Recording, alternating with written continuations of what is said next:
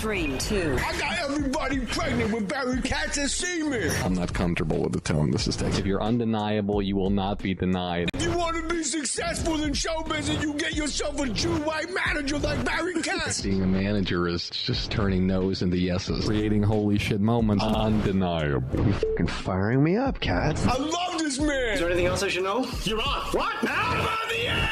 Barry Katz back in the house. Let's do this.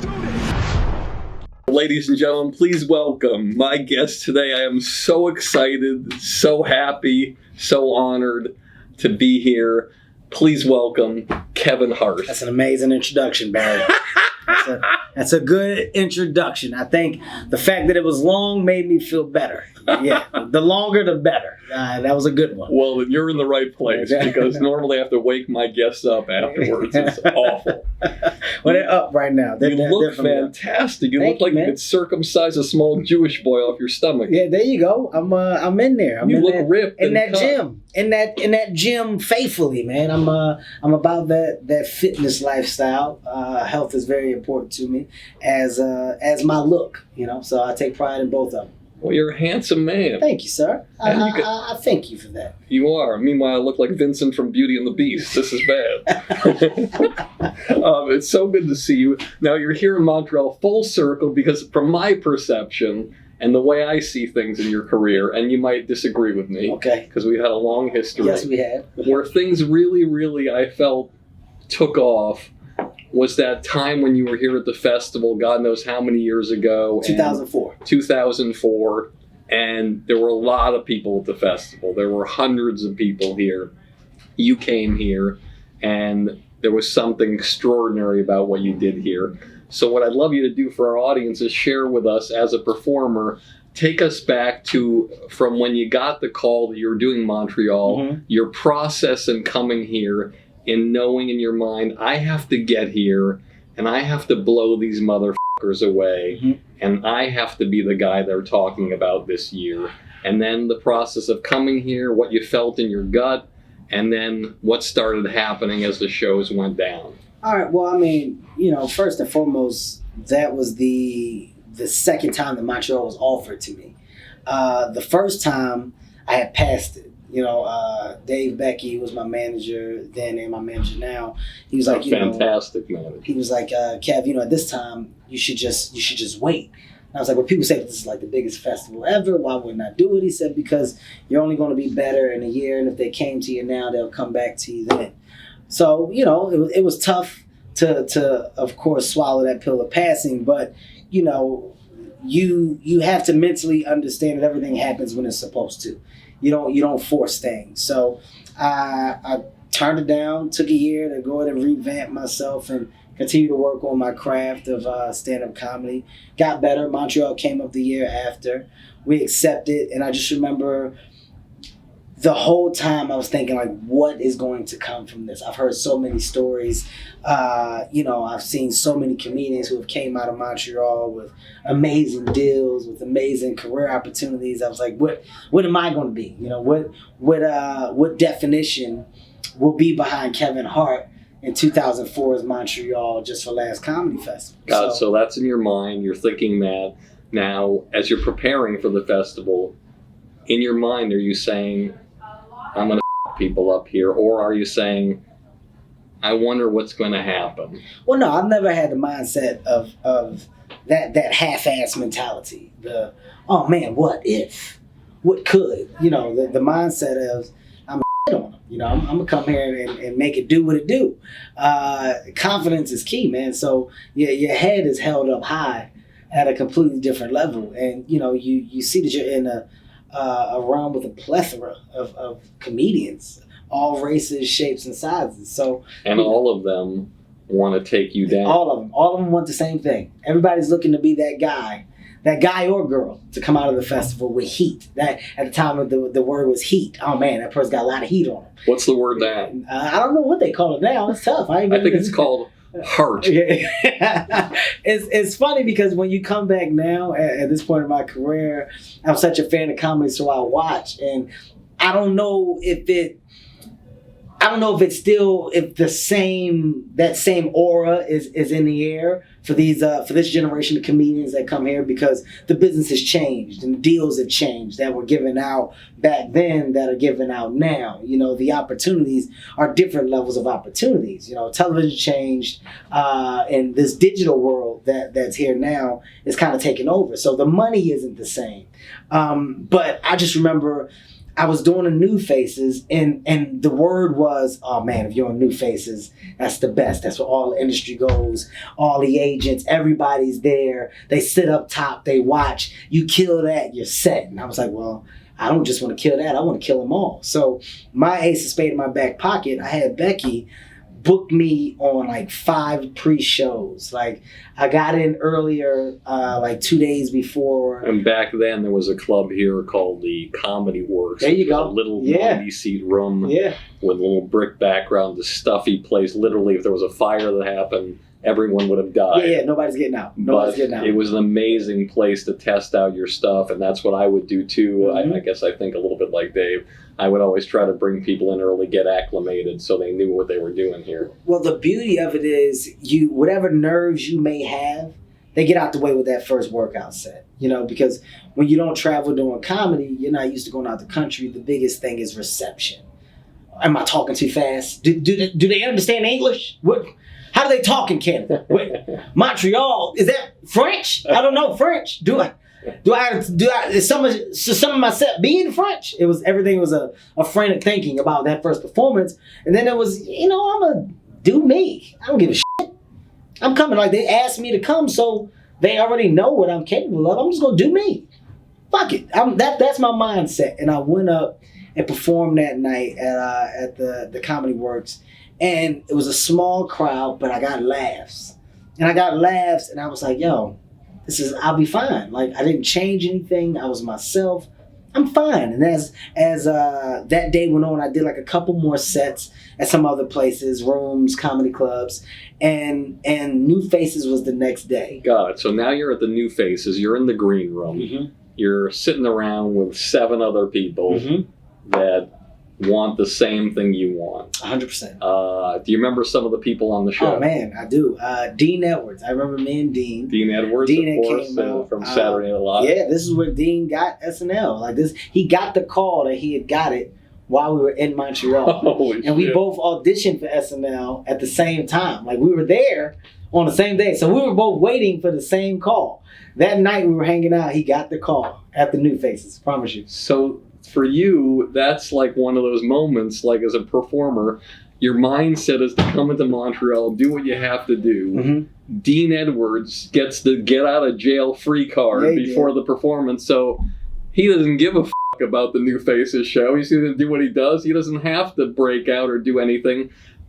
When that happened, he got the call. Was that thing psychologically? He got it after. He got it after the show, because we both had great sets. Okay. We both had phenomenal sets, man, and we were like, dude, this is it. Like, right now we're to talk. Like, after the show tonight, because it's 2 shows on New Faces. Both shows we killed. I mean, I feel so good. He's like, I feel good. And we were talking. We were just walking and talking. And he got a call from his manager, Steinberg. Jason Steinberg. Jason Steinberg was his manager. And he was like, yo, man, I got SNL. And I had a blank look. There was a blank look on my face. Of like, like, I was like, he's got that, God damn it. I thought I had a good chance. Ultimately, there was no reason in hell that I should have got it. But I told him to his face, I said, hey, man, you were the right man for the job. I said, everything happens for a reason. I'm happy for you as a friend and as a comedy brother, dude. I'm blown away, man. Big things coming. He was like, dude, that's so dope. So he was on a high, and I remember, like, we went to eat, and the next morning came at the New Faces. And there was a write-up. You get the write-ups in the papers about the festival. And there was a nice little blurb on me. Like, Kevin Hart's energy lights up New Faces. And that was a big, like, your shoulders slouch a little bit for not getting SNL, but that was the reason for me to pick it back up. And throughout the rest of the weekend, I just destroyed shows, man. Each show got better and got better. And, the talk of Kevin Hart was just brewing. Everybody's like, who's the new guy? We've heard he's been killing. And, you're getting the talks from the studios, the agents, and, you get engulfed into it. That's what's important. That's what the festival's about. Everybody's talking to me. This is big. And then you go home and you're like, well, what now? What happens now? And then you got meetings set up that go over the course of 2 weeks. And what these meetings are you set all over again from a couch. You're basically performing in a room for studio heads, for development people, and you're either pitching your idea in a performance way, you're talking about what you want out of life and where you see your career going. And I took the road of, why not just go in there with a great idea? Like I said, what if I have a great idea? And Dave was like, do you feel like you have one? And I said, I think so. I said, why not talk about my life? Like, that's what they laughed at up there. Why not go in there and just talk about my life, my family, and where I'm from and how I was raised and see if that's something that they bite on. He said, I think if that's what you feel, then that's what you should do. I destroyed every single meeting possible. All right, let's talk about this, because a lot of performers, they go into these meetings for the first time, and no matter how much their manager or agent prepares them for it, there's nothing to prepare it for, because you're going into a room, as I always say, and you don't know if somebody's had a bad day, if their boyfriend just broke up with them, if there's a death in the family, if they just had a baby. And there's this mix, you don't know if they hate each other in the room. But you got to go in and you have to navigate and you have to be something for everybody. Mm-hmm. How did you know to be that instinctually when you've never been in a conference room really pitching a television show? I'm a personality. I'm a natural personality. This is authentic. It's not forced. It's not manufactured. It's a shame you have no charisma. This is honestly what it is. So when you go into these rooms, every room is different. You got some rooms that are full of vibrant personalities. You have some rooms where people are just mundane. You got some rooms where the laughter literally comes out in spurts. Ha! Oh, yeah. Okay. You got some of them that stop your pitch and that talk to you in the middle of it and then say, carry on. And, like literally you don't know what's going to get thrown at you. But what you do know is that you can't stop being likable. The minute that the room beats you, you no longer have an opportunity. You no longer have an idea. The minute that this room takes your personality from point A to H, and your shoulders are now slacking in a chair, your posture's changed, when your manager's talking for you and about you, you've lost. At the end of the day, they're there to see you and hear from you. So that's the one thing that I kept in my head. I was like, they like me. That's why I'm taking these meetings. My job is to walk out of every single meeting and be liked more. That's what I'm going to do. No matter what, I'm not leaving until I feel like every smile is real and everybody is blown away. And I had the mentality of taking it so serious because it was an opportunity that people don't get. I said, out of this festival, how many other people are taking these meetings? And, Dave was like, it's not a lot. A lot of people don't get the opportunity to come back here. A lot of deals weren't given. And it was me, I think his name was Eddie Gosling. He was, I believe it's Eddie Gosling, right? He used to have a joke with glitter, where he would blow glitter. He had a lot of heat. Dean Edwards, myself, and there was a woman, I forgot the woman's name, that had a lot of heat as well. And literally while you're doing these meetings throughout the week, you would see the other comedians doing them as well. And to me, I need to shine. It's another situation like the green room when you're in the conference room. Yes. The one thing in these conference rooms that I should share with the audience, it's one of the most daunting things to overcome, besides everything I mentioned. In every room, there's somebody with a notebook writing everything you're saying down. And you're thinking to yourself, will you just put the notebook down? I have the one sheet. I'm going to give it to you afterward. No, we need to just... And when you're writing stuff down, it's like, imagine if you're doing a performance and every person in the audience is writing in a notebook. You'd be like, God, this is going to Or you have the president that pulls out their phone. Oh yeah, the president that was checking the BlackBerry back then. Blackberries were huge back then. And believe it or not, most network presidents still have BlackBerries. 100% they do. They trust them. But I think when we left out these meetings, through the course of this, it was a week and a half. There's just several of them set up. I remember just going, so, what now? Well, he said, now we'll wait. We'll see who was interested and who wasn't. We'll get calls. And that's another thing you just mentioned, which is fascinating for an artist and a manager, which I am, and obviously Dave is. An artist, they want to know what's happening. What do you mean we'll wait? Can't you just call them up and ask them what's happening and see if they're interested? No, Kevin, we don't do that. We call, we look desperate. We just sit back like they don't know if we've gotten one offer, two offers, three offers. And Kevin, all it takes is one. You're going to get more than one, but all it takes is one. And then once you get that one, everything falls into place. The beauty of that is a conversation that was had, because it has to be explained to you. And I think that is the beauty of your manager. Your manager becomes your comfort zone with information. So the whole thing with me, with Dave, was just, what are we waiting for? He's like, well, they'll offer deals. What is a deal? Like, what was it? Is it just money? Is it a show? Like, what is it? He said, well, it depends. Some of them do holding deals, or they may like your idea, they may not. It just depends on how you were received in the room. He said, trust me, you're going to be in a good position. He said, you kill. And I hope you don't mind me explaining this to the audience. So the few things can happen when you take these meetings. One, they don't call and you get no interest at all, and you don't get a deal. The first thing that can happen for you, if you write to, you could get a script deal where they might pay you $50,000 or $75,000 to write a script, and then they'll look at it. It might be for yourself, hopefully, and then that goes. The second thing that can happen is a holding deal where they give you a certain amount of money, they hold you, they're not committed to any idea that you have, but they'll bring you at least 3 ideas. If you pass on 2 ideas and you pass on the third one, you have to give a portion of the money back or some of it. And then there's the development deal where you have the idea, they pay you the money like a holding deal. You meet with showrunners that they suggest for you and executive producers of other shows, sometimes co-executive producers who will write it with you, hopefully create it with you, and then you drive forward that way. Which was yours? I got a holding deal. I remember there was a bidding war. I had Fox, ABC, CBS, and I think it was WB.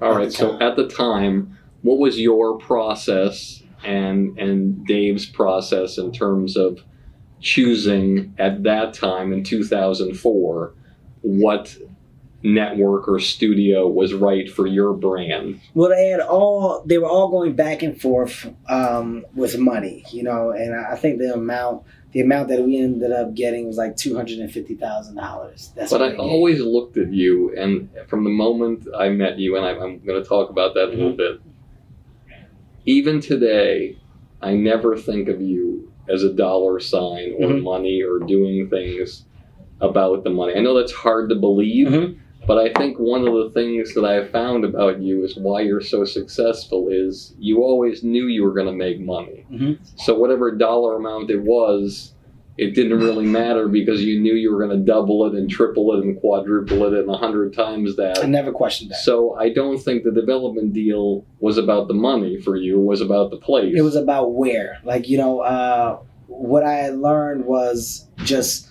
within the networks, what network was more lenient with opportunity. Opportunity for African American actors, just with pilots. At the time it was me just now getting into the business, so my knowledge of the opportunity, for black actors or actresses, it wasn't high. I didn't come into it knowing that there were diversity issues in Hollywood. You're just like, who makes the most pilots? Who actually picks up the most pilots? Where are my chances higher at? So, CBS was slim picking. CBS they were very calculated with their picks and what they wanted and what they didn't want. Because everything they had on was working, and they only had like one slot that they were. It was. That's another thing. It was the slots.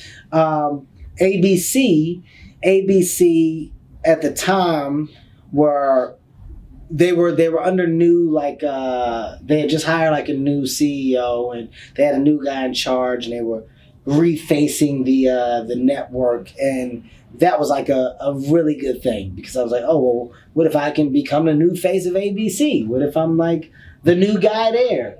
And then Fox just came off fun.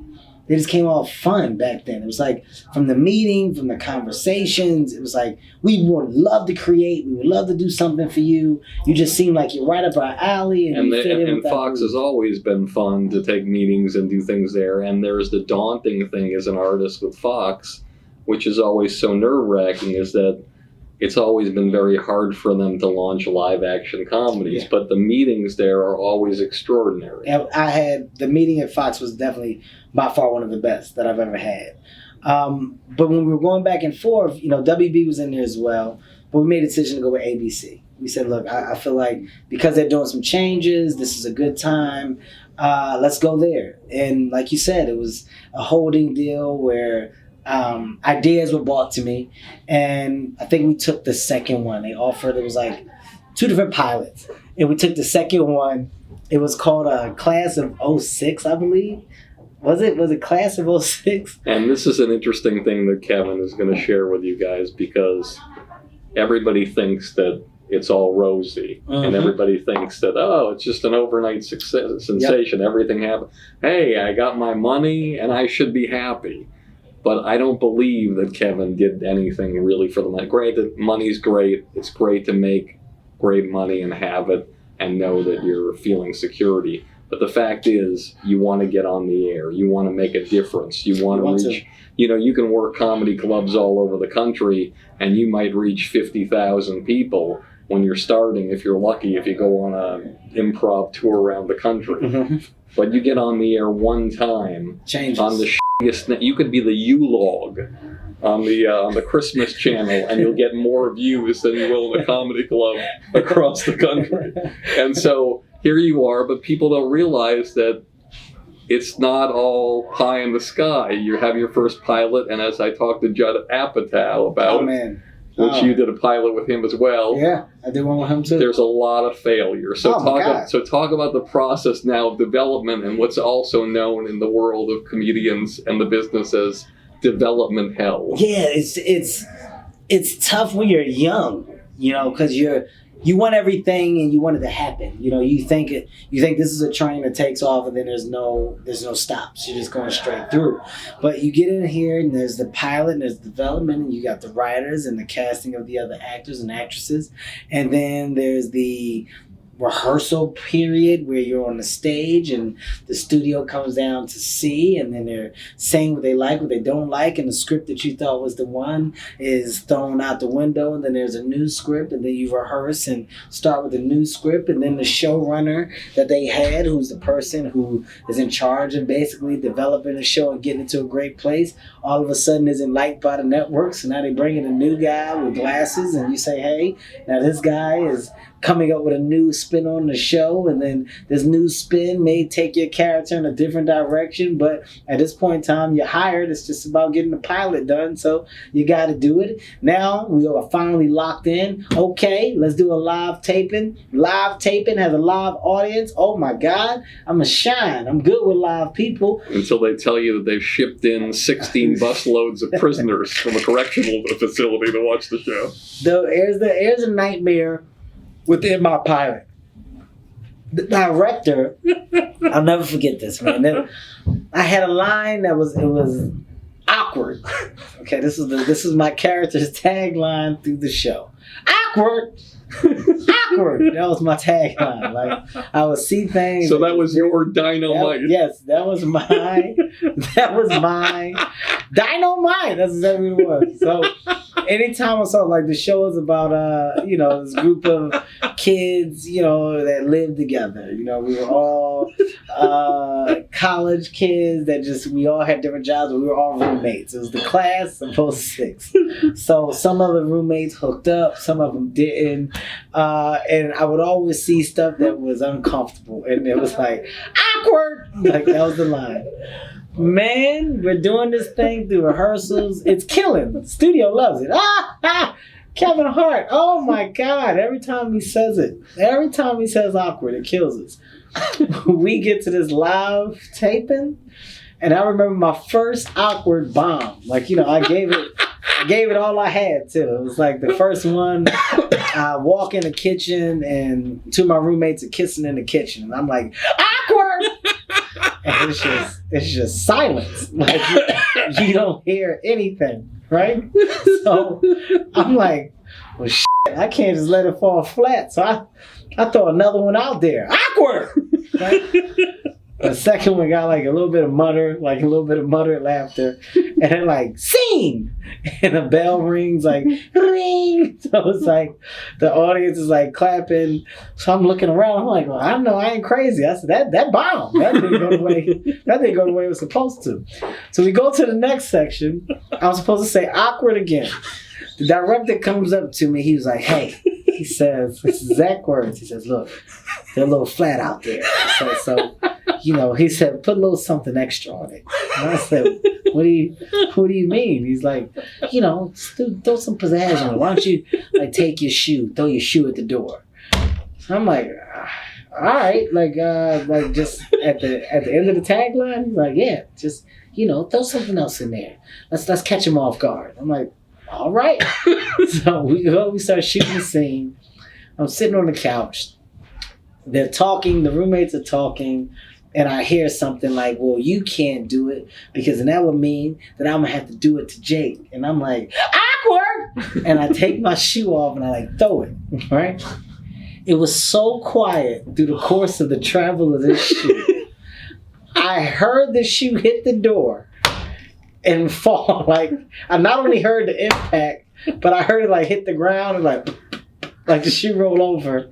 The scene's over, and like you hear the studio's like talk to the director. It's like, what was that with the shoe? The director's like, I don't know where you got that from. I said, holy shit. Like, you just told me to throw the shoe, man. Like, right threw me under the bus. Made it look like I was out there just trying to be creative on my own. So we had to do the scene again. Awkward is bombing the whole way through this pilot. So at the end of it, Dave is like, all right, buddy. He said, good job, man. I was like, you sure? He said, look, the audience was a little tight. Some of those things fell flat, but in the edit, they can make it look great. 6 months, 4 months, whatever it is, the course of it going, and you're just waiting to hear. You're waiting to hear. Every day you're calling. They call? Are we picked up? Are we picked up, man? No, nothing yet, buddy. We'll be okay. We'll be fine. We get a call. No, they're going to pass on Class 06. They're not going to take it. You're there. You just buy your phone. All right. Well, okay. Well, anything else? Anything else? Any other news? No, buddy. That's it right now. We got to just figure it out. So I sat down for a while, and I was like, you know what? I'm going to pitch another show. I said, why not just go back through the same process and pitch another show? So I went and pitched another show. Got another deal for another show. This time it was my show. But now I'm a little comfortable. I'm a little more familiar with the live audiences. Whole thing went smooth. This one's going to be the one. I know. I feel it. I get a call. Kevin, they picking it up. What? I knew it, man. I made it. This is it. Call my mom. I'm buying my mom a house. Give my brother a car. He wanted the Benz. I'm about to buy it for him, man. Everybody, this is it, baby. We coming out to Los Angeles. I knew it. Didn't nobody want to believe me, man. This is what it's about, baby. Ow! Go to upfronts. It's the biggest day. People taking my pictures everywhere I go. For those of you, the upfronts are the industry advertising upfronts where all the networks pitch at Radio City Music Hall. Usually it's the middle of May after all the pilots have been picked up, and they announce the schedules. Yes. And they do speeches to the advertisers, and they show clips of the shows. I had my brand new suit. You couldn't tell me nothing. This was big. Before it's time for me to basically walk onto the stage. They're going to announce the big house. The Big House was the name of the second show. It was the name of the second show. I flew the cast out. They didn't want to fly the cast out. I was like, you know what? I can't do that. There is no show without the cast. I'm bringing the cast out. They got to share this moment with me. I'm about to walk on stage. They're about to announce the big house. I feel a tap on my back. Kevin, come, step back. Wow, what's up? What's going on? All the way back. What's going on? They're pulling the show. They're not going to pick it up. I'm confused. No, they are. That's why I'm here. They flew me out here because they're picking it up. No, they're pulling the plug on it. Step back. You can go back to the hotel. Wait, what? What the f***? Oh, huh? Dave comes back. He's got I've never seen this look on a person's face. It's like, hey, buddy, come here, buddy. Listen, I don't know what this shit is that just happened. I've never seen this. They're saying that right now. They're pulling the show. They're just figuring out some schedule and stuff. It could change, but right now, they're not going to announce it. I know it's crazy. Are you serious? He's like, yes. So what? So I'm just supposed to go back to the hotel? He said, right now, we got to go back. He said, we don't know what's going on. We've never seen this in the business of entertainment. This has never happened. I'm like, what about the cast? I said, did they at least tell the cast? No, I don't think they talked to anybody. Are you f***ing kidding me, man? So I got to go tell the cast too? I got to go take this walk back to the hotel and I got to break bad news to the cast that I flew out here? All right, f*** it. I'll do it. I'll handle it. I go tell the cast. They're not picking us up. What? Oh my God. Are you serious? Look, I fly everybody home in the morning. I've had flights changed. I'm just as mind-blown as you guys are. It's unfortunate, but, I'm glad that I got to do the show. I'm glad I got to do it with y'all. Still positive. Maintained. So again, everybody, his legs got broken a second time. And I can assure you that they got broken a number of more times as well. This one hurt. And because, I want to get so many things in with you, I want to ask you this next question. Like, what is it about your makeup? What is it that makes you so strong in the face of adversity like that? Like, what it makes you want to get up every time? Because people don't understand. You've been knocked down so many times, but they don't understand. All they see is what they see now. But that's, to me, I always say you should send the person or the events that happened to you that destroyed you a fruit basket, thanking them. All the time. Send that network president a fruit basket, thank you. Because if you'd have picked up that show, I wouldn't be where I am right now. Well, I mean, first of all, I think the thing that I do very well is believe. All my eggs are in this basket.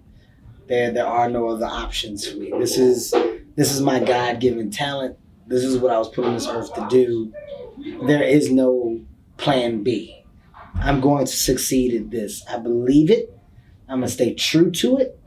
And I'm going to find a way to become the level of success that I feel like I can be. All right. So knowing that, let's go way, way back. Okay? Where you grew up, your socioeconomic dynamic, where it was, your relationship with your mom and dad and your family, and what was the first inspiration that happened to you, or a thing that went down in your life that said that exact thing? I know my destiny. This is my God-given talent. And I know this is where I need to go. Well, for me, I mean, when you look at me and my mom's relationship, my dad was in and out of the house. My dad was on drugs, off drugs, in rehab, out of rehab, in jail, out of jail. When you look at our relationship, my mother was strict, but she was strict because she saw mistakes that she had made with my brother, and letting my brother do certain things and my brother responding to that freedom negatively. So I was the one that couldn't get out of sight. I was the one that never could do something by myself. I had extracurricular activities. I had a babysitter. I was never not watched. And because of that, every part of your day is accounted for. I didn't have that free time that a lot of kids had. So you're forced with a tremendous amount of responsibility through your young years. And not that that's a bad thing. It just puts you in a different mindset. You were always scheduled. I got to wake up. I got to do this. And after I do that, I got to go to school. After school, I come back. I do my homework. After homework, I go to practice. Practice for 2 hours, come home. Mom checks my homework. After that, I go to sleep. I wake up the next morning, same thing over again. Everything was systematic. It was all scheduled. So when I didn't really succeed in school the way that I probably should have, you know. My mom was a professor at the University of Penn. I could have went to the University of Penn for free. But I wasn't a book rat. I wasn't the guy that excelled to the highest level or at the highest level in school. I just barely got by. Not because I didn't know it, just because I just didn't feel like doing it. I hated that I had to do everything. And out of nowhere, it all clicked. It all clicked when I'm in the 12th grade. I'm about to graduate high school. And all of my friends are talking about college, talking about the next move they're making in life. And I said, holy shit, I don't have a plan. Oh my God, all this time my mom has been on my ass about a plan and I've ignored it. I've shrugged it off because I thought she was just being the worst woman possible. But I'm not prepared for the next stage in life. What the f*** am I about to do with my life? And there was a frantic search for what I wanted to do. And then there was a promise to my mom that I'm not only going to find a profession, I'm going to make you happy within the profession that I find. Just be patient with me. I know I made a mistake, Mom, but I'm going to figure it out. Let me be an adult and try to figure it out. And I went to community college for a couple of weeks, and that didn't work. I fucking got a job. And in my job, I found a liking for this is where I sold sneakers I said, maybe I can go work for corporate. Like maybe if I work for Nike. I know sneakers, I know customer service. I can do that. And then I was like, that's not where my heart is. And people always told me I was funny. You funny, you funny. The suggestion came up for an amateur night performance at a comedy club. And I said, you know what, let me try it. So that would be cool. I got on stage one time and I never looked back. So take our audience through that feeling right before you're about to go on stage for the first time. Again, an area in the back, there's all the comics there, like the Montreal new faces. Well, this one was funny because you don't know what to expect. You know, it's an amateur night. So I went and wrote some stuff down on the paper and I was like, I'm just going to see what happens. You know, I'm going to get up there and hopefully I don't freeze up.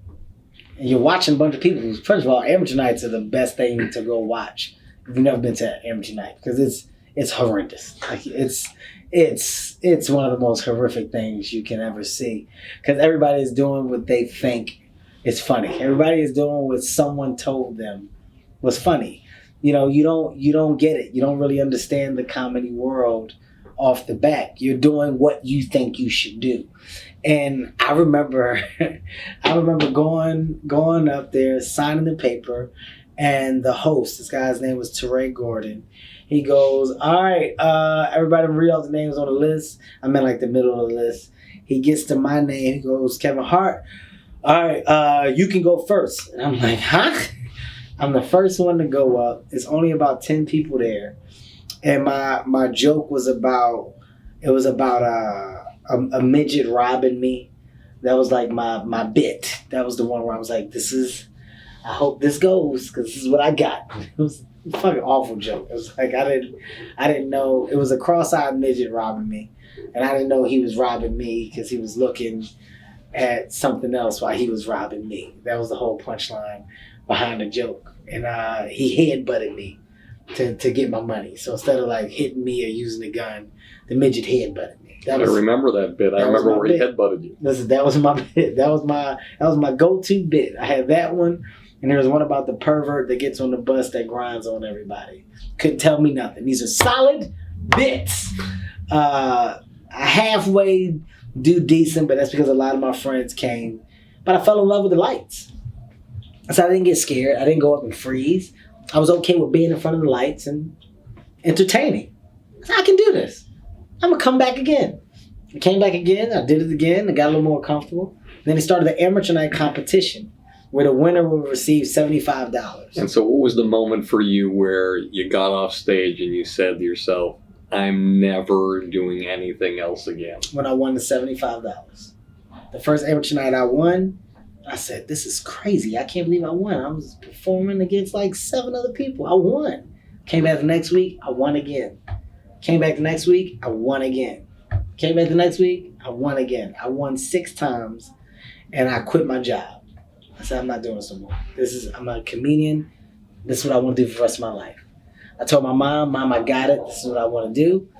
This is it. She said, you got a year. You got a year to figure out how to support yourself. And if you can do that, then I will back your blessings and be a great mother and support my son in his dream. So show me in a year why this is what you want to do and that you can support yourself. In that year, my mom paid my rent for the whole year. I hustled my ass off for the whole year.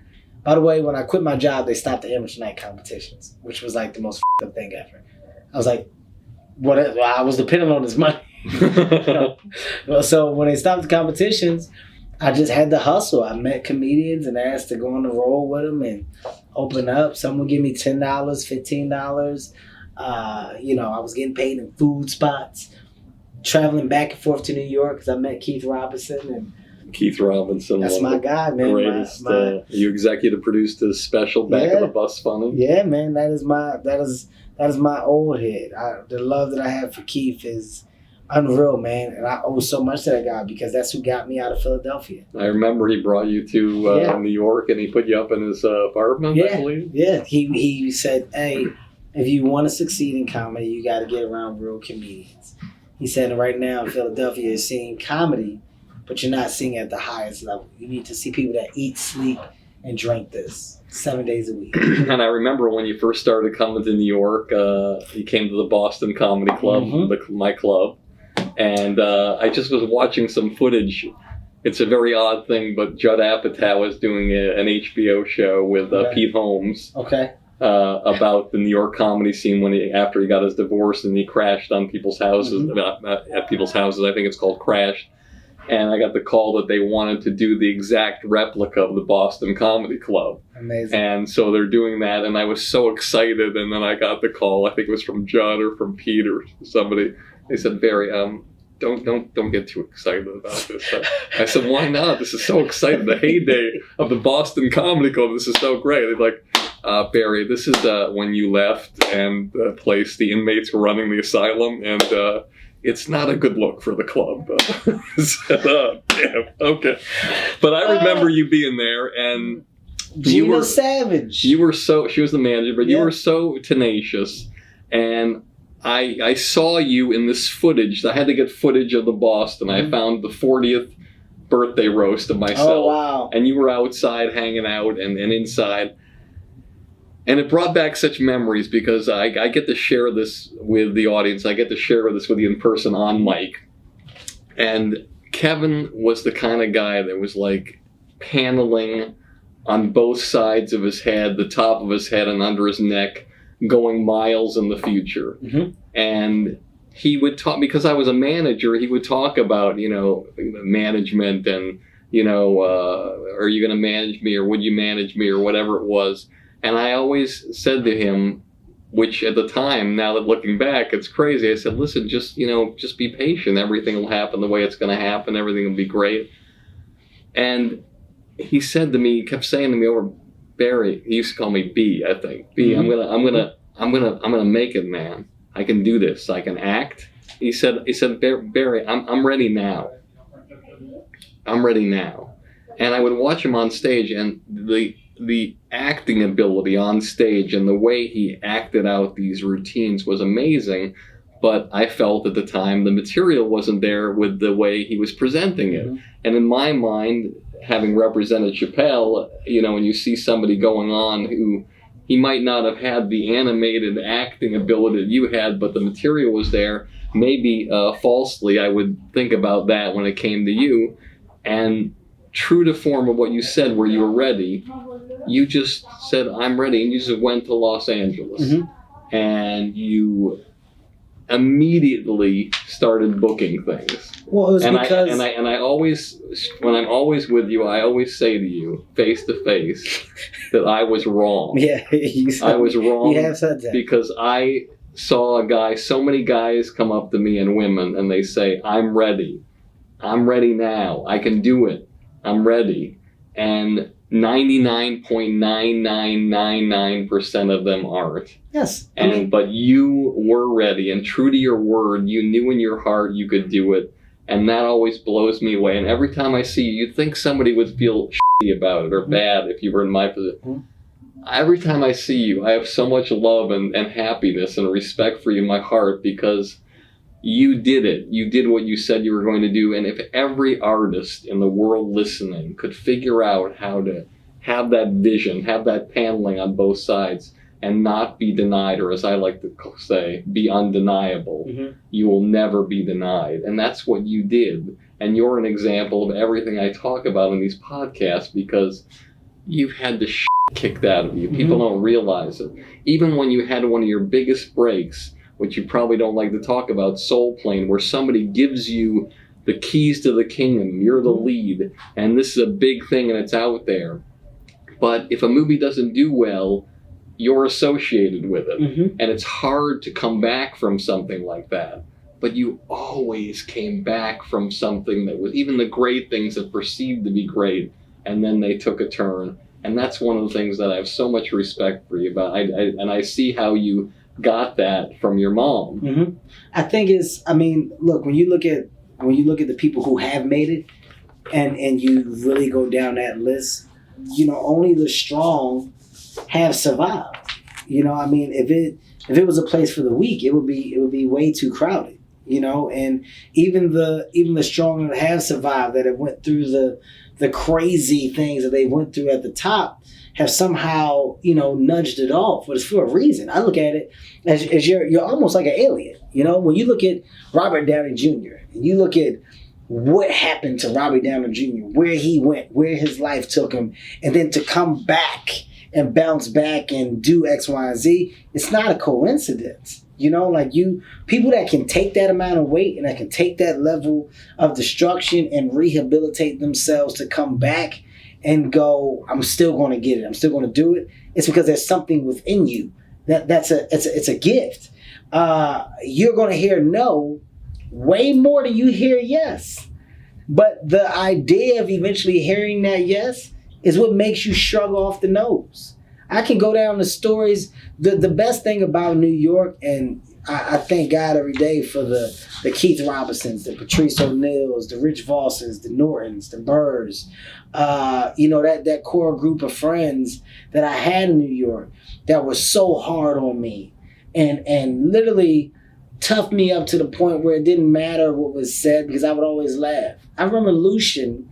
I got a story about you and Lucian. Lucian Hold, by the way, who he's talking about, the late Lucian Hold, was the manager and one of the people who was around the beginning of the comic strip where Eddie Murphy started, and Jerry Seinfeld.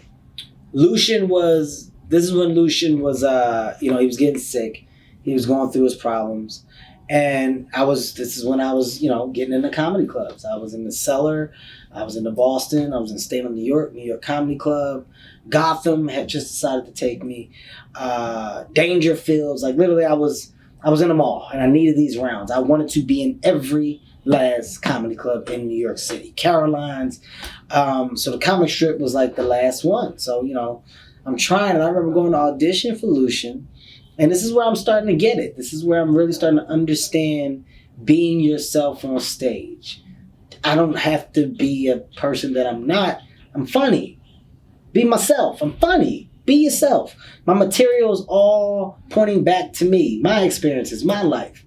I perform for Lucian. Lucian tells me to my face, he goes, I don't know if this is the only thing that you do. And I was like, what do you mean? He's like, what else do you have? Other than comedy. Where's your money coming from? I said, nowhere. I said, right now, just this. I just figured it out. He goes, well, I would suggest, finding a job to help you, because I don't think that you have what it takes to succeed in the world of comedy. And I laughed. And I was like, what? Huh? You serious, man? I'm like, this was my real response. Yes, Lucian's like, yes, I don't really see this working for you. And what's even more of a blow, which probably you fight off every blow, but this is the guy who, one of the guys who saw it in Eddie, saw it in Jerry. I mean, so many people he saw it in who became superstars, and you know that you have the ability to be on that level and beyond. And the man who saw it in those people is saying, don't quit your day job at the shoe store. Yeah, pretty much. And I remember I heard that and I said, okay. I said, well, thank you. I said, just thank you for your time. Hey everybody, it's Barry Katz, and I wanted to talk to you about Blueprint for Success. This is a community that I put together during the pandemic to help all artists of every walk of life in the entertainment business. No matter where you are in that part of this journey, it's designed to help you. There are podcasts with people that will inspire you, like Kevin Hart, Judd Apatow, Bill Burr, that you can't find anywhere else but on this program that I've interviewed, to times where we get to talk to executives in the business that you would never have access to tell you what you need to hear and to answer your questions, to all sorts of different videos and master classes designed to help you get to the promised land. That's what the Blueprint for Success is. Doesn't matter whether you want to be a stand-up comedian, a sketch performer, a podcaster, an actor, an actress, director, writer, social media person, whatever you want to be. I've been doing this for 40 years. I've had the honor and been humbled to represent people like Chappelle, Wanda Sykes, Louis C.K., Dane Cook, and probably over 20 other people who went from a studio apartment to being a multi-millionaire and a household name. And I want that for you, and I wanted to take the time with this program to be able to help you on your way there, to get there and to heighten and increase the trajectory of your career. Blueprint for Success is the way to go. I'm proud to be a part of this program, and I'd be proud to have you to be a part of it too. I've never held a grudge in this business. I've never gotten mad at a studio head, at a manager. Barry, when you and I were, I've never held a grudge because I firmly believe that I got what it takes to get to where I'm going. That just means that this plan wasn't for me. The biggest thing with you had so many great clients. Comedy was defined by Barry Katz roster. If you wanted to make it, Barry Katz was the way to go. So when I had that opportunity, I was so aggressive in trying to get you to see, like, hey man, I'm it, dude. Look, you're not gonna find nobody that want it more. I got it. Just take a chance on me. Like, I'm telling you, what I gotta do? Where do I need to go? I wanted everything to happen then. And the patience that's probably necessary at that point in time, what people in the business can't understand, you're not supposed to have a high level of patience about wanting it. You're supposed to have a high level of patience about understanding why it's not coming when you want it. You're supposed to want it, but you're not supposed to understand why it's taking so long. As it's taking long, you then go, oh wow, 2 years ago, I wasn't ready. Holy shit. You know what? When he told me that I should take this time, and I was like, no, man, he's actually right. I'm glad that didn't happen. You realize it after the time passes. So everybody wants the common sense factor to kick in so early.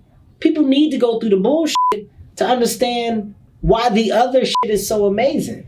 And I think you know that, maybe you don't know, I think you know there's no doubt that I thought you were going to do well. Mm-hmm.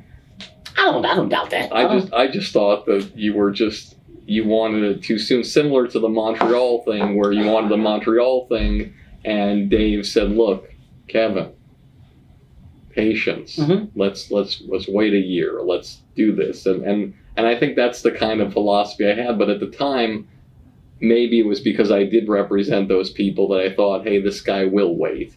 This guy will take the time. And when you didn't, and you just went out there and made it happen with Dave and everybody, it was like, this guy did it. And I would tell I would go up to Patrice, I would go up to Keith, and I'd say, he did it, man. That motherfucker, he did it. But you also have to understand, too, you're looking at a guy from North Philadelphia, like I said, with no more options. So I didn't like the comfort. I didn't like the comfortability. Like when New York got to a point to where I was moving in and out of it so well, I'm doing 7 spots a night. I'm doing 14 shows on a weekend. I know everybody. Everybody knows me. I'm in and out the city as it's not even a thing of second nature. I said I'm comfortable. I said I'm making money. I'm comfortable. I've got a college agent. I'm doing college shows. I can make money. I said, yo, am I gonna make it here? I said, why the fuck it? I said, I ain't got no kids. Fuck it, I'm out. I literally left just like that. Dave said that I had another deal that was in place. I said, I'm out. I'm moving to LA. And just like that, I moved to LA. And I'm gonna tell you, when LA kicked me in the goddamn dick. Let me tell you about this shit, okay? LA kicked me in the dick so hard because after The Big House and after Soul Plane, for those people who don't know, Soul Plane is the most bootleg movie of all time, okay? That was supposed to do well. And The Big House, I thought, was going to be on. And, you know, the money, nobody tells you about taxes. Nobody tells you how to handle the money. So you're throwing a 21-year-old kid, and I got about $400,000, $500,000. Just to give you an example, for his $250,000 that he got, what people don't understand when you're a young kid, okay, $125,000 of it goes to taxes. Sure. You got the commission to your manager who gets 10% of the gross. That's another $25,000. Now you're down to $125,000. Mm-hmm. If you have an agent, they get another $25,000. I'll say, yeah, well, 10. Another $25,000. Yeah. So now you're down to $100,000. Mm-hmm. If you have a lawyer, they take 5%. Okay, 5% of $25,000. Figure it out. Now you're down under $90,000 from $250,000. Yep.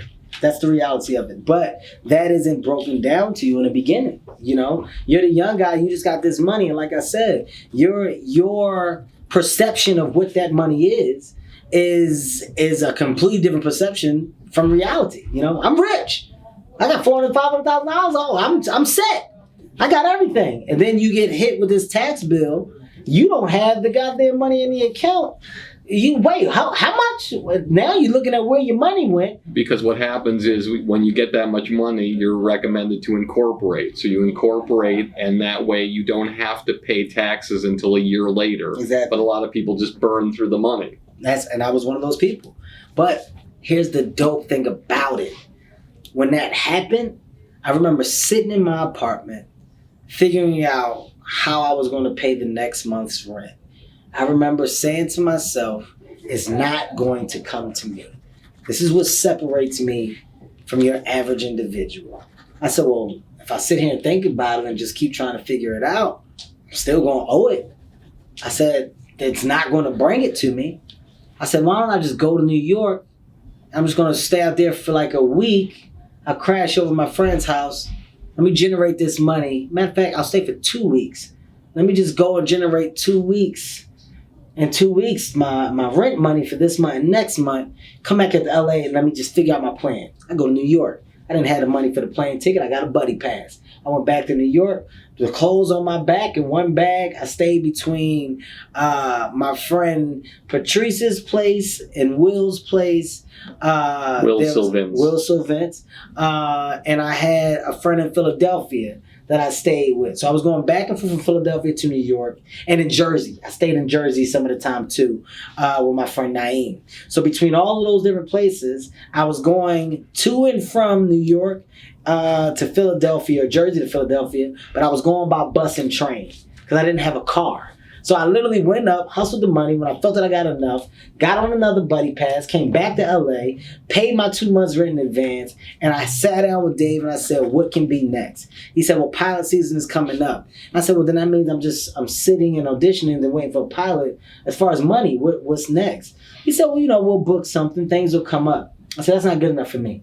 I said, I'm going on the road. I said, can you put me with somebody that can go and that can give me shows?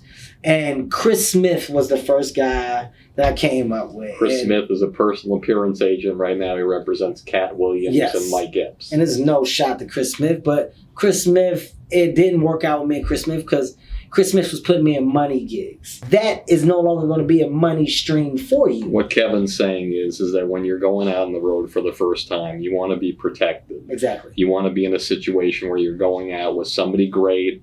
You can be either opening up for them or doing something where you're part of the show or an ensemble. You don't have to carry the whole load, and you can shine in a short period of time. Exactly. And they bring you back in that top slot. When you go in as a headliner, when technically you might not totally be ready, and it's your first time in and they're paying a lot of money, they can get disappointed. Exactly. So he was basically booking me on headliner gigs because of Soul Plane and because of the short-lived, I forgot to tell you guys, they ended up picking The Big House up for mid-season replacement, and we shot 6 episodes, but they canceled it before the 6th, the last one even aired. So, because that was on TV and Soul Plane hit theaters, he was charging promoters based off of the Kevin Hart from Soul Plane in the movie. So I'm going to do these theaters, but out of 1,200 to 1,500 seats, I got 75 people buying tickets for these shows.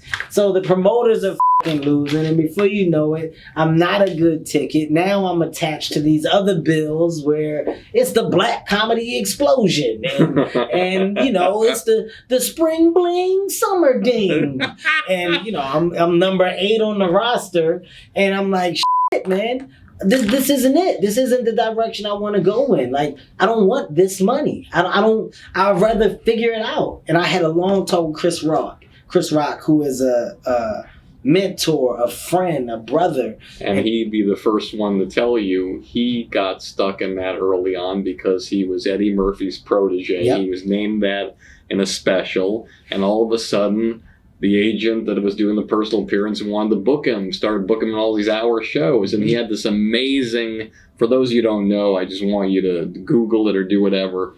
Chris Rock's first 5 minutes was one of the most incredible 5 minutes about Bill Cosby being racist and Fat Albert being a racist cartoon. It was one of the most groundbreaking, edgy things you'd ever seen.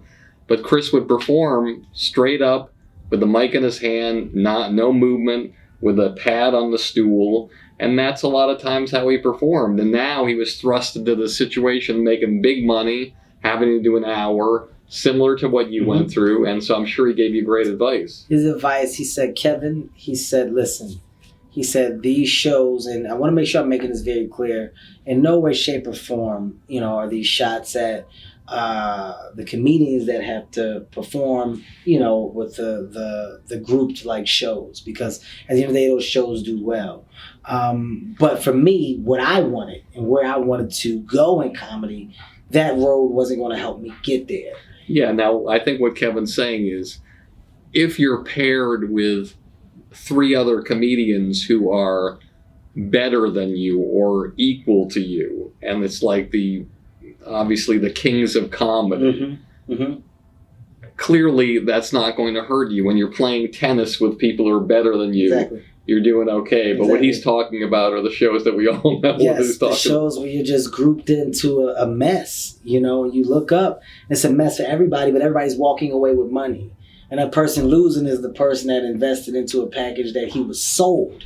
That's what these personal appearance guys do. They sell you on packages, and the promoter goes, all right, that'll work. And now he's investing money to put this show up and promote it. When it fails, it fails. But I said, I'm not building up an audience. I can't walk away and these people aren't going to become my people. How do I build my people? I said, Dave, help me do that. So Dave teamed me up with Berkowitz, who I've been with for years now. Mike Berkowitz, another person. Mike Berkowitz is an APA, and he's one of the greatest personal appearance agents of our generation. My guy. I sat down, I talked to him, and I said, look, you may not see it now. I said, but if you really believe in what I'm about to tell you, and you help me develop this road, I said, I promise you, I will eventually become one of the biggest to do it. I said, but I have to put the blood, sweat, and tears in behind this travel now. I said, I am willing to go to every comedy club in the United States. And this is why, for Mike Berkowitz, this is what makes him so special. Mike Berkowitz, whenever you book somebody, okay, You book somebody for $5,000 or $2,500. It's a lot of times the same work that it takes to book somebody for $25,000 and $250,000. But Kevin's asking him to do all this work for a very, very tiny payoff. So if Kevin goes in all these clubs across the country, maybe he might make $200,000 or $250,000 if he's lucky. Maybe $300,000. Maybe that's great. But for Mike Berkowitz, that doesn't even pay for his assistant. No. But it takes a really special agent to take the leap of faith, and he did. I sat down with Bert. We had like an hour meeting. Dave was a part of it too. I said, just trust me, man. I am willing to put the work in. Every college, every comedy club. I want to focus and I want to build up an audience that I can call my audience. And the dopest thing about that is I saw what Dane Cook did. Dane Cook laid out a blueprint for people. And I don't think, comedians really paid attention to how genius Dane Cook was for doing what he did. And I applaud Dane every chance I get for taking the opportunity and using what was free to make his fans connect with him on a completely different level. And that's one of the things that I feel so grateful to be a part of from the beginning, because when he said, I want to build this social networking platform, the first thing he said to me was, okay, Barry, I'm going to build a website. I'm like, well, Dane, comedians and musical artists, they don't have websites. I mean, companies have websites. He said, Barry, I found the company. You're going to call the guy. He's going to design the website. Okay, what's the guy do? He did the U.S. Army website. I said, okay, I'll call him. Hardest negotiation I ever went through in my life. The guy wanted $25,000, and he would not take a dime less. And I kept fighting and fighting. He said, listen, I don't have to do this. The comedians don't have websites. I'm going to give him something that no one has. And Dane took every dollar he had out of his bank account. He had nothing. He put it all in. I said, you sure you want to do this? He says, yes, I do. And then he started doing something very unique as well. He'd take his bits from his first album, which he self-produced, which eventually we had on Comedy Central. And then he would take little bits, and at the end, 30 seconds, he would say, DaneCook.com, and he would put them on Napster. And then the third thing he did, which his philosophy was, I'm going to answer every email that comes to me. Every correspondence, I'm going to return every single one. And then came MySpace. And to be present when I was part, like you were, I was in smoky comedy clubs feeling like my life was going nowhere. I was in Boston in a basement comedy club doing a reverb for a guy singing Bombaleo at 2 a.m. Okay, and I'm there, and then 5 years later, I'm with a guy who never sold more than a 500-seat theater, and in Boston Garden for his HBO special. I was there when we launched. He pressed a button on his computer, and we sold out Boston Garden in 2.5 days, rolled it over to the second show in one night, sold that out in 7 days. Not one radio ad, not one print ad, nothing. And a lot of people don't realize this, but he was the godfather. He was the guy who started it all. I will never not pay homage to Dane Cook for doing what he did. I'm not going to sit up here and be oblivious to social media becoming one of the biggest things, but looking from where it started, looking at the people who embraced it. And back then, Dane Cook embraced it when nobody else understood why. Dane Cook collected those emails from comedy clubs, from college kids. Dane Cook had an audience that he can say until this day is his audience that really has grown with him and follow him in stand-up. And I'm big on applauding success. I'm also a student. I'm a sponge. I'm going to soak that shit up. I'm going to look around me and see what is going on, and I'm going to see where it benefits me or how it can. That's why I'm so instrumental and I'm so vocal about the things that I do. It's not secret. Guys, I'm a businessman. I'm a great businessman. I'm a hell of an entertainer. I'm a hell of an actor. I'm a businessman. I understand the business and show business. And I let people see what I'm doing so the next guy can go and look at what I did and what I'm doing and figure out a way to make it rework for him, but to make it even bigger. That's the beauty, I think, of entertainment. If a lot of us weren't selfish with the moves that we make and we gave that information, you would see so many more people in a successful place. And for me, when I saw him do that and I told Berkowitz, send me to every college, every comedy club, I had my little cards, I got every email, I stayed in touch. I went back to these places 3 and 4 years before I was selling out the comedy clubs, adding shows. And then Berg said, you know what, man, you're getting great numbers. You're doing, I think got to a point. I remember when I sold out Caroline's, we sold out 16 shows at Caroline's. And everybody was like, why don't you do a theater? And I was like, it ain't time yet. I'm gonna wait. I'm not ready yet. We were in Cincinnati, Chicago. I'm doing 10, 12 shows at comedy clubs. I'm going, instead of going Thursday, Friday, Saturday, Sunday, I'm going Tuesday to Sundays in comedy clubs. Unheard of. Nobody's ever came in on a Tuesday. Kevin, you sure? Yep. Add as many as you can. Every time we sell out, let's go this way before I go and add shows on a Sunday. Let's see if I can spread it out to Wednesday, and then if I can do 2 on Wednesday, then I'll do 2 on Tuesday.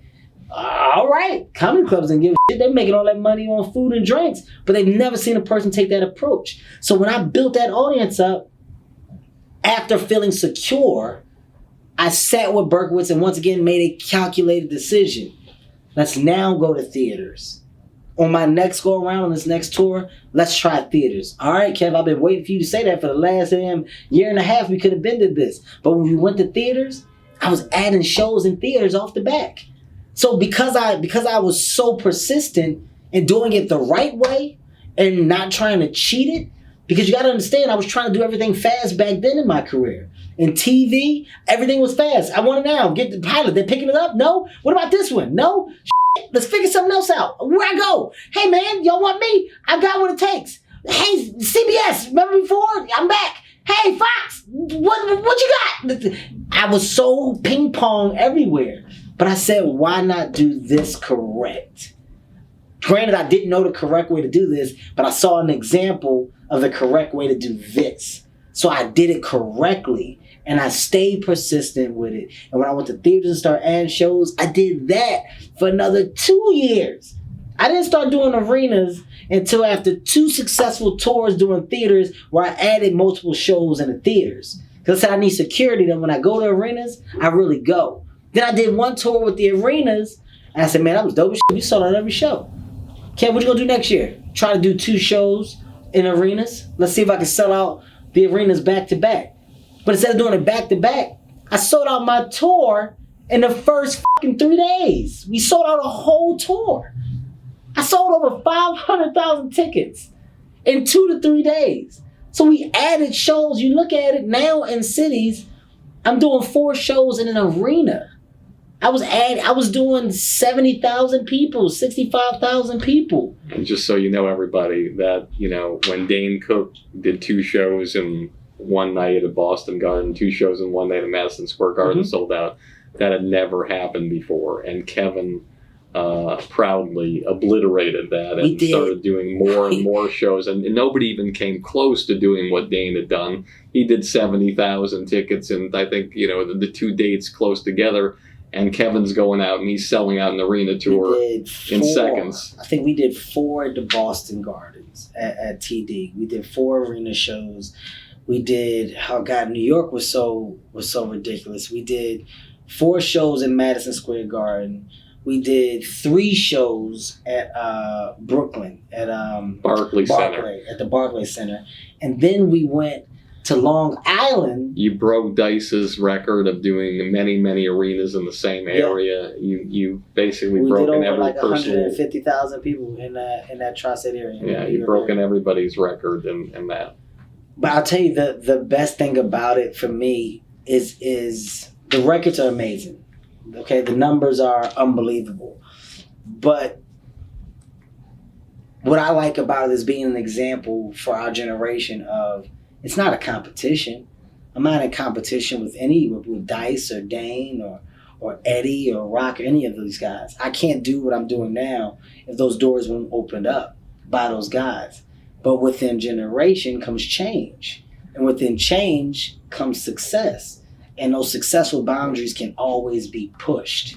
All I'm doing is pushing the limit. Right now, when you go back and you look at Eddie Murphy's concert films, you go back and you go look at Delirious, you go look at Raw. When that came out back then, it was unheard of that Eddie Murphy had a concert movie that made $50 million in the box office. When you go look at Laugh at My Pain that I put out by myself that I own, it did $8 million in the box office, but I only released it in 100 screens, AMC exclusively. Then you do Let Me Explain. That's my other comedy special that we did theatrically. Let Me Explain was released in, I think, 800 screens, and I did 32, 33 million. What Now, which is coming out in October, we sold out the Lincoln Financial Stadium. That was 53,000 people in Philadelphia. We shot the special. I spent $13.5 million, $13.8 million on a special, my own. Nobody else. I don't want a studio, nobody else involved. This was me, it was my production. I went to Universal and I said, because of our relationship and the business that we're doing with the ride-alongs and the movies that we have coming out, I want to distribute this, but I want it to be bigger. I want to see if I can go after the unthinkable. Like if I can have a concert film do $100 million in the box office, it's unheard of.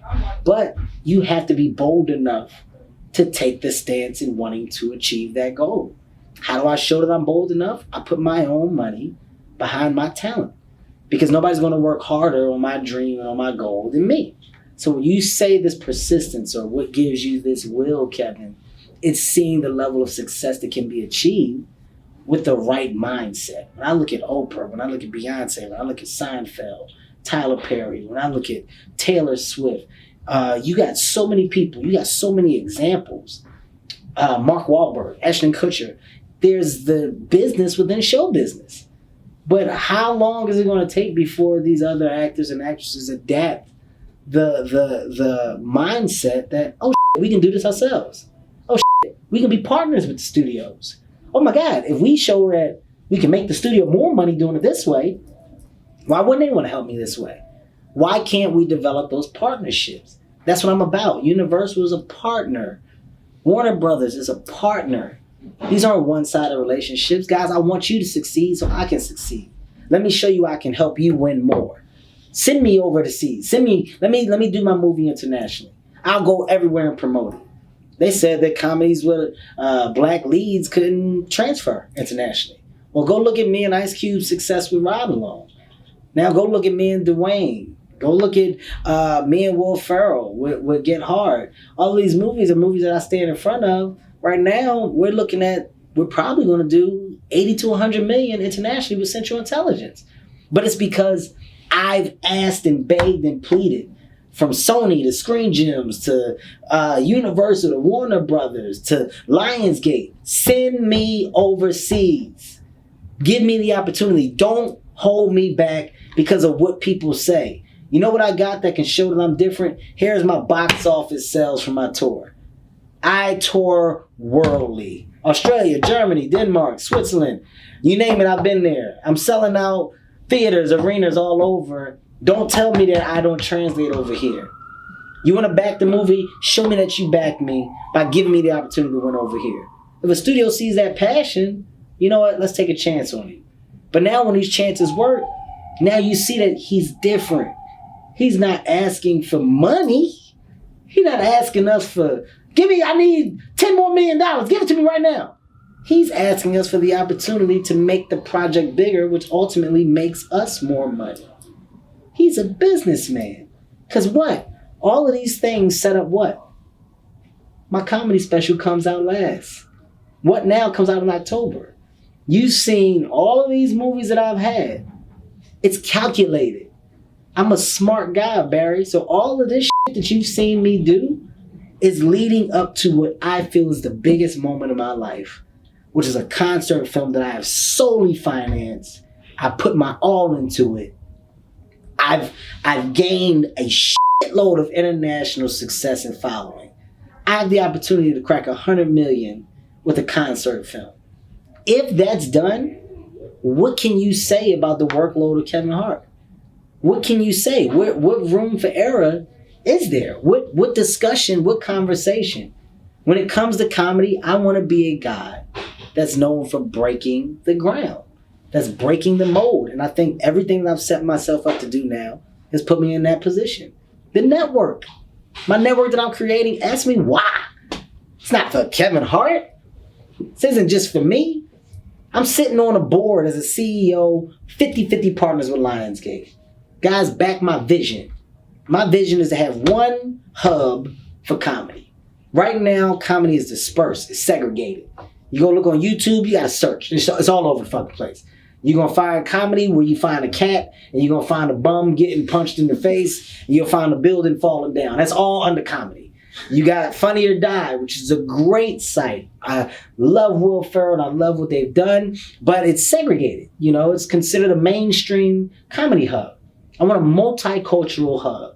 I want a place that everybody, all races, shapes, and sizes can go. They can go to laugh. I want an artist-friendly site. I want to do something to where I make comedians, to where I make content creators, so I make anybody that wants to be in the business of comedy understand the importance of the business. So I want you to own some of your stuff. I want you to be able to own a piece of your material forever. So no matter what licensing deals I make, you'll never get cut out of it. You'll always have something to where you can always win. You'll be able to build a platform while doing it. What none of these networks have is a person like myself to launch. I'm the only person that can stand in front of a network and give it 110% and be authentic behind it. It's not for me. It's for the generation. It's for this new wave of comedy. That's why I'm at this festival. We shot 54 specials, man. 104 comedians. 104 comedians financed. Hey, I want to team up with Just for Laughs. You guys break talent. I was broken here. I want to be responsible for helping break new talent by giving opportunities on my network. And it's not going to stop. I'm only going to keep pushing the envelope. Like, I'm never going to be content. Like, you're looking at a guy that wants to be able to say, I'm a mogul, but I help people. I sit on a throne, but look at what I do. I help. I don't turn my back and keep everything a secret. I distribute. I disperse. Information is given constantly. Constantly. I'm going to do something. I think I'm going to do something to where I'm either going to allow my fan base to help create the face of my network, because right now I'm still playing around with artwork and graphs. I'm also going to do something to where I change the game of the way shows are pitched. You know, when you look at the digital networks, you know, you look at people that create their own things. I think I'm going to do a Pitch-a-Palooza where I have people come in and pitch things to my network and we give out network deals.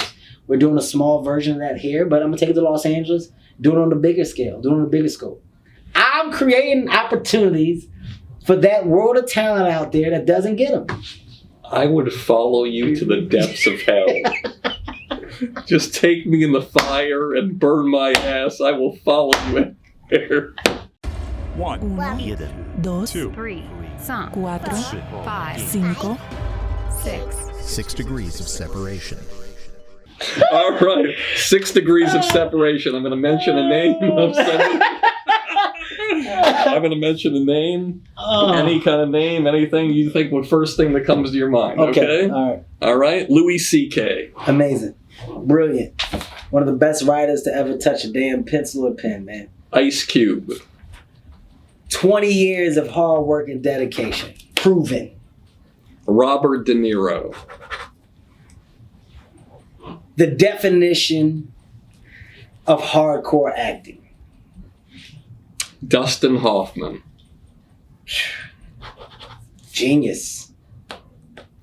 Chris Rock. Quadruple threat. Quentin Tarantino. Visionary. Jerry Seinfeld. Groundbreaker. Steve Harvey. Smartest businessman in the game. The Rock. #1 box office movie star in the world. Followed closely behind. Hey, I'm on his ass, but that son of a bitch is up there. That son of a bitch is up there, but he's such a great guy. He deserves it, man. Will Ferrell. Improvisation master. Martin Lawrence. One of the best to ever touch a microphone from a hosting perspective and personalize a show. Like what he did with Def Jam. I know you said one word, but I'm just thinking like... No, it can Martin be Lawrence, not one word. You can say goddamn. anything you want. I'm just thinking about what Martin Lawrence did for Def Comedy Jam. Def Comedy Jam is something that launched so many comedians, but it's because the host made that place a thing. The host made that a destination. He made it something that meant something. So Martin Lawrence to comedy is a big deal. Jennifer Aniston. Oh my God, sweetheart. Sweetheart. Dave Chappelle.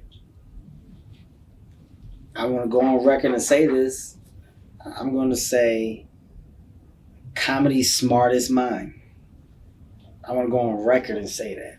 I mean that. And I mean, you can put us all in a group. I remember me and Chris Rock, I told Chris to meet me at the Comedy Cellar. I wanted to work on some material. And he said he was going to work on some stuff too. So we watched each other and we were about to give each other notes. And Dave Chappelle comes in and performs. And me and Chris both balled up the that we worked on. He was like, we got to go back and figure it out. He's brilliant, man. Steve Carell. Oh my God, Steve Carell. Steve Carell has taken grounded comedy acting to a new level. You know, the performances that he's given in movies where his characters still have a high level of comedy, but it's so believable. You never question, does this guy really exist or could that be a person? You know, he really is the real deal when it comes to acting. You know what I mean? I think the only other person that I've seen do what Steve Carell is doing, Jim Carrey and Jim Carrey's Prom. As crazy as these characters were, Me, Myself, and Irene, where he played both guys. Tony Cox on the fight scene. Oh my God. You believed that guy could exist. As crazy as the Pet Detective was, you believed it. Like his approaches to these characters, you know, were so amazing. Steve Carell has done that same thing, and he's different every time. Ellen DeGeneres. God, man, Ellen is probably the coolest person that I've ever met in my life. And by cool, understand that I'm not talking about manufactured cool or developed cool. I'm talking about along the same line as Jay-Z. Jay-Z is a cool fucking guy. That's my guy. I consider myself a cool guy. I can light up a room. Ellen DeGeneres it's a different thing that she has. You know, I've never seen it. I can't really put a definition on it, but she's cool and she's a sweetheart, but she just oozes fucking cool. I don't know a better way to put it. And she's smart as shit on the business side. Ben Stiller. I'm gonna say genius, man. Matter of fact, how about I change that to the definition of Ben Stiller is longevity. That's a great definition of Ben Stiller. You know, I mean, you're looking at years in the business where there's so many great check marks next to so many projects, so many things that he's done. Longevity.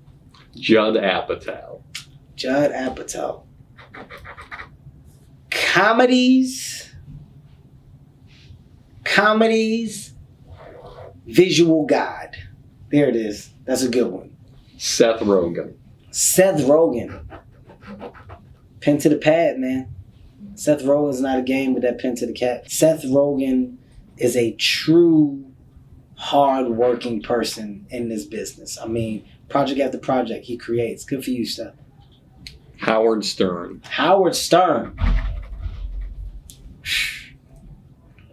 Radio's mogul. I mean, when you talk about creativity, when you talk about persistence, staying true to what you believe, you talk about audience, you talk about building up of a fan base and staying true to that fan base. I don't know another person that's put the hard work and effort into it like Howard Stern has. Only other person, I mean, when it comes to radio, you got a lot of amazing people in radio, but Howard definitely sits on the throne. He sits on an amazing throne. You got to take your hat off to him. Last one on this list. Your mom. My mom, Nancy Hart. I don't think it's enough words, man. Not to describe Nancy Hart. You can take as many words as you want. My mother was one of the most stern. My mom was so stern and true to what she believed. There was no other way than the Nancy Hart way. And it wasn't in a way where she was ever wrong. That's the crazy part. Like, she wasn't wrong about shit, which is scary, you know, from behavioral stuff to staying off the streets to the extracurricular activities to putting a distance between me and my father at one point when she felt it was necessary.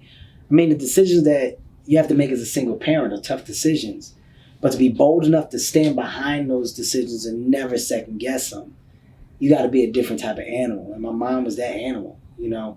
When you're talking about the relationship between a son and his father, there's no better relationship. And, you know, me and my dad are close to this day because that's my dad. When my dad was going through the drugs and everything, my mom had to make a decision of, I mean, you can't be around them. You can't, I don't want you around the boys. And that's a tough decision for a parent to make. And to be able to talk to your son and tell him that you're going to listen to me and you're going to do this stuff, and to be strong enough to deal with that hurt that your child may be going through, but knowing that it's for the better of good, you can't write that. You can't project that. You know, that's thinking on your feet at the highest level and doing what's best for your kids. And I'm a better man because of it today. And my relationship with my father is an amazing relationship because of it today. So I had a lot of sacrificing that went on for Kevin Hart to become Kevin Hart. Me and my brother talk about it all the time, man. We had a tough cookie, but we love her to death for being who she was. So I would definitely say, not only do I miss my mom, but the angel that I have watching over me is one of the best ones in the business. And I don't know if you guys know, but there is an angel business. So, I know it very well. And you are an angel. Hey, man, I think so. I think I do a good job. I make people happy. But it comes from a place of understanding what my self-worth and value is. Your mom's up there. She could say one thing to you that you think she would say to you right now. What would she say to you? Stop cussing. 100%. Stop cussing. All right. Cuss too much. Here's the final roundup here. Mm-hmm. All of your stories are drowning in the ocean. Mm-hmm. The craziest things that have ever happened to you in your whole life that you can talk about. Okay.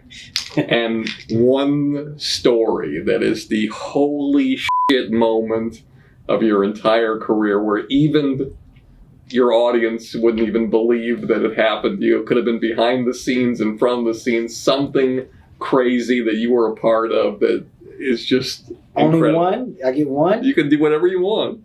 I give two. I give two good ones. The first holy shit story, when my dad was in like the prime of his drug habit. My brother had just got a barbershop. And, you know, we were trying to help my dad out. We were trying to help get him straight. So my brother said, you know what? I'm going to get Dad to do the electrical work at the shop. That was my dad. That's what he did. He was an electrician. He was a carpenter. My dad was a great handyman. I said, yeah, man, that'd be cool. I'm like 16, 17, right? Or maybe 17 going towards 18.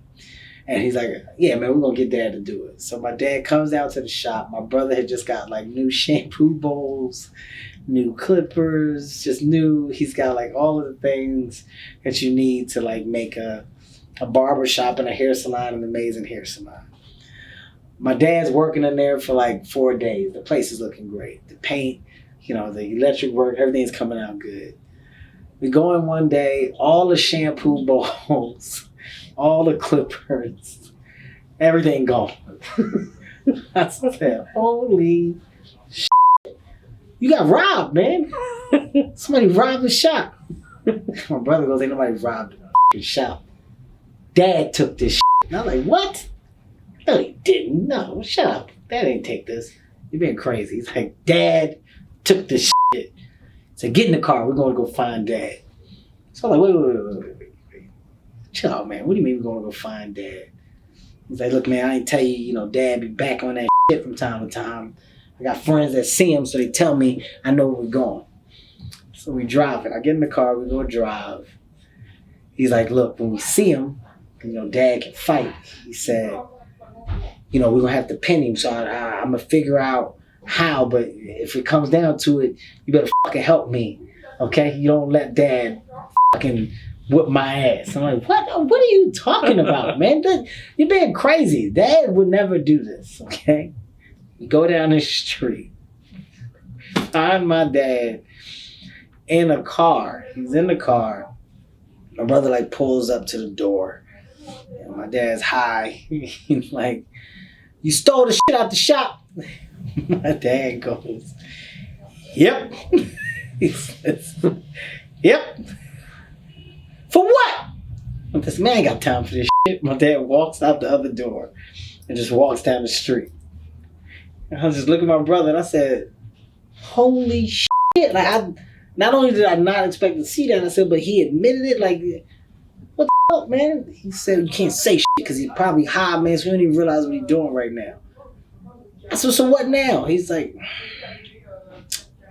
I don't know, man. So let's just see if the shit is in the car. Open up the trunk of the car. You see one of the clippers left. My dad has sold the fucking clippers. I'm like, God damn, immediately I start crying. This is just fucked up. I just saw my dad the worst level. My brother's like, man, we're going to just go redo the shop. It. Let's figure it out. Get somebody to come in and redo the shop. I don't see my dad for years. Don't talk to him. Don't know what's going on. It is what it is. One day I'm on a train. I look down. Holy shit. Cleaned up. Healthy looking. Haircut. He was getting off at the stop. He was coming to see me and my brother after all these years of getting himself clean. He didn't want to come back until he was correct and right to basically present himself and give what he was thinking would be an apology. That time my brother was in the army, so it just came to me. Dopest dad story. Because you saw him at the bottom of the bottom. And for 4 or 5 years I didn't see him. The one day I just see him on the train getting off of my stuff. And then full circle with you with your patience. When you look at it, I got a bunch of examples, man. I got a bunch of examples of motherfuckers that hit rock bottom. Now I'll give you one that's funny. That was a little darker one. Funny one, Jay-Z, Beyonce. I'm in Houston, All-Star Weekend. Jay-Z says, Kev, come over to our table. Which, by the way, you won the Most Valuable Player Award 2 years in a row for these celebrity basketball games. Damn right I did. And you got ejected. Yeah, I did. Did my show direct. It's all about shoes. Yeah. It all ties into shoes. Oh, shoes got I want you to know awkward. I had two pairs of shoes I was thinking of wearing today.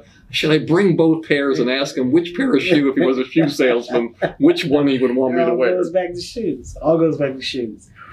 Jay-Z calls me over. Kev, come over to the table, man. Come over to the table. We're talking. You never met him before? No, I know him. It's Okay. me. We know each other. Okay. Friends. We're talking. He's like, hey, you want something to drink? I'm like, yeah, let me make a drink. I'll make something to drink. I go to reach for the craft, right? Is that what it's called, a craft? Where the juice is in. Yeah, it's like a carafe. Yeah, there you go, craft. It's like a pitcher of pineapple juice. I go to reach for it. I knock it over. The whole thing is just spilling out. I'm looking.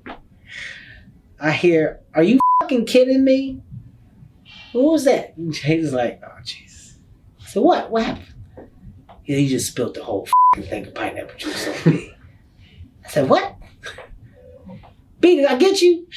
Fucking whole dress. Everything is wet. Pineapple juice all over everything. I'm like, well, there's nothing I can do about it now. I'm like, what's done is done, man.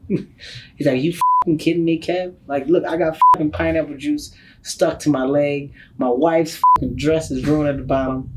I said, I know how to fix this. I said, give me a second. I leave, I come back. I balled up a $20 bill in my hand. And I shook his hand. I said, don't look at it. It's how I leave. But this should fix everything. I just walked away. And I hear Ella walking away. You're a fucking dickhead, Kevin. You're an asshole. I just texted him. I was like, I didn't know what else to do, man. Tell B I'm sorry. I just got out the section. I just left. I spilled a goddamn whole pint of pineapple juice all over B's new shoes and dress.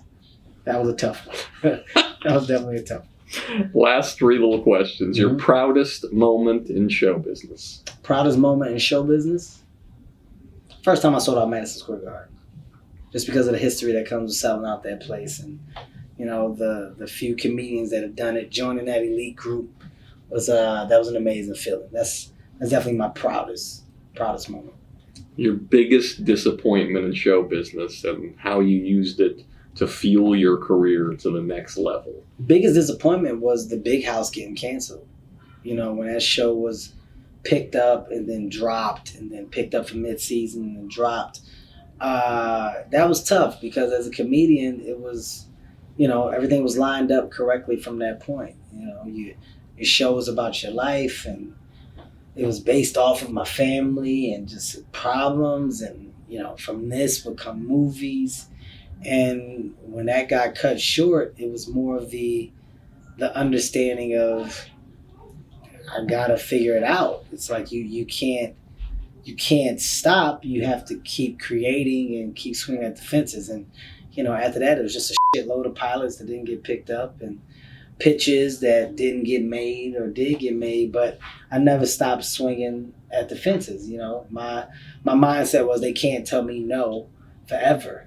And in television, they did until the creation of The Real Husbands of Hollywood. Until I came to BET with that. And a place that you don't expect to become a television hub because of the point that I was at in my career is the place that I've been most true to, you know. Black entertainment television, I'm talking about. Going into your 6th season, right? Yeah. I'm like, I refuse to let the show go because they allow me to keep creative control, and they love the show, and the show has a following. But more importantly, that's the network that actually took a chance on me in TV and stayed true to that chance. And you hosted Comic View. So I said, I'm going to stay here. Granted, I could be anywhere right now at this point, but I'm on BET. I'm a big-ass movie star. I'm going to stay on BET, and Real Husbands of Hollywood will stay here. This is home. I'm not going to change it at all. I'm very loyal. That's another thing about me, too. I'm a loyal guy. So I think for me, that's the best thing. That's the best thing that has happened that I had to learn from, and the adjustments that I made prior have all been good ones. Awesome. Last question. You've been a producer, movies, an executive producer, been a writer, been a stand-up, you've been an actor. I mean, you've done everything. Theoretically, although probably not credited, you've directed a lot of things as well. I got Real Husbands. I've directed some episodes in this past season. So what advice do you have for the person who's selling shoes in a small, obscure area, suburb of a major city, who at 18 years old has no idea what the f*** they're going to do with their life, and somehow, some way, what can they do to put things together and have the kind of career that you have, whether they're a stand-up, a writer, any one of these things? And I think it's important, your take on this, because you're giving so many artists a chance now with the new network. I mean, my advice is simple. First, understand I'm in a position to where I still am doing. You know, I'm not content. I refuse to become content. And I think a lot of people love to talk about what they're going to do. A lot of people love the way it sounds when you say, I'm going to do this. But you're almost saying it, you know, for approval. You're almost saying it for a response. I don't believe in talking. I believe in doing. So I would say, you know, try your best to become a doer. Surround yourself with other doers. Surround yourself with other people who want something out of life. You know, if you look around and you got 5 people that enjoy sitting down in the same spot for a large amount of time during the day, 9 times out of 10, you're going to love it as well, because your surrounding has made it comfortable. You have to surround yourself with people that like to get up and move around. And in this business, that's what you need to be. You need to be somebody that gets up, that's not afraid to move around, that's not afraid to figure it out. That not only comes from your surrounding, but it comes from a mindset that you create. You know, at the end of the day, nobody can force you to do anything. You dictate the time of day that you get up, you dictate the time of day that you go to sleep. A lot of people are on that same schedule. The ones that dictate and understand what it takes to make a new schedule that nobody else is on are the ones that are different, are the ones that are winners. I wake up at 5:30 for no reason at all. For no fucking reason at all. I work out at 5:30 in the morning. I could easily work out at 9. I could easily work out at 8:30. But I feel like I got an advantage because I got up at 5:30 and my day starts this early. And now I feel better. Sometimes I go running at midnight. I go do 5, 6, 7 miles. Sometimes I work out twice a day, and in the course of that, my workload is still in the middle. When I'm working on set, I get a gym trailer, bark to the trailer so I can work out before work, shower, be on set. I do that because I never want to feel like I'm not making myself better. Ask yourself, what are you doing to make yourself better? Ask yourself, what are you putting into your 24 hours? At the end of the day, we all get the same 24 hours, but we don't have to use them the same. How do you use yours? What edge are you giving yourself?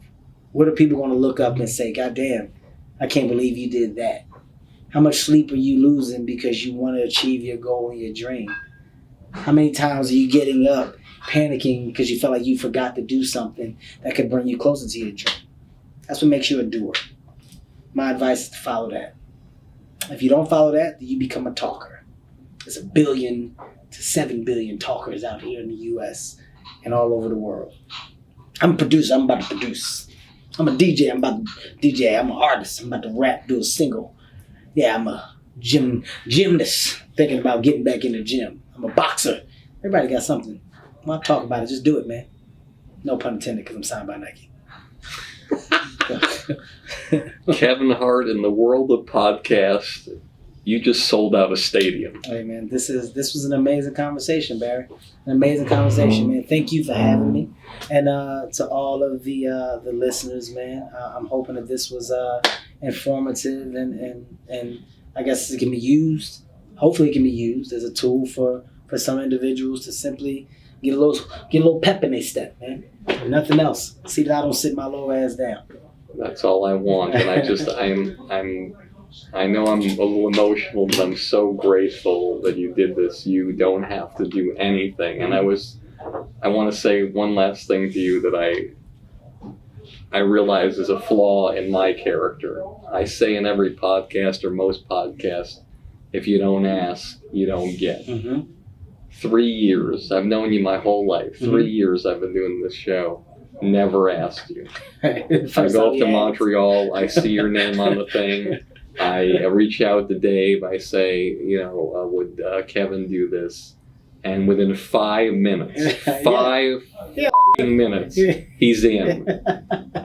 And I was just so blown away and so honored that you did that. And it meant so much to me. And I know just for the audience, they're going to just love this. And it's going to be so inspirational. Thank you so much. I'm glad. Reach out, man. I'm always here if you need me. Nothing's changed. Nothing's changed, man. Thank you, guys. Thank you. And as always, this is Industry Standard with me, Barry Katz. And if you like the show, tell all your friends. And if you don't like the show, tell all your friends.